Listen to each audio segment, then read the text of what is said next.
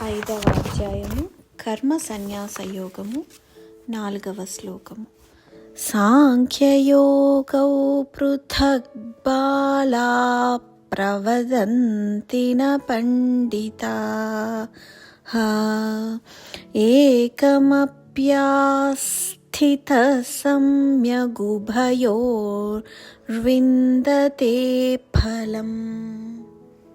తాత్పర్యము: సాంఖ్య కర్మయోగములు వేర్వేరు ఫలములను ఇచ్చునని మూర్ఖులు పలికెదరు, పండితులట్లు పలుకరు.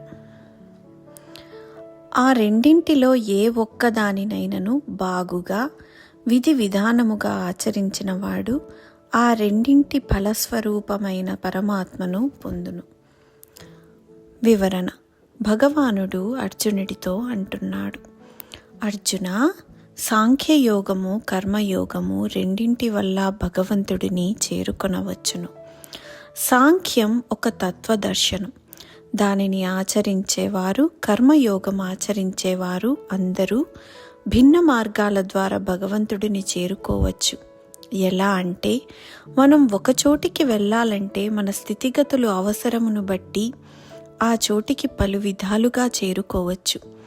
అందుకని పండితులు, జ్ఞానులు భగవంతుడిని చేరుకునే మార్గములు ఏవైనా సరే ఉత్తమమైనవి అని అంటారు.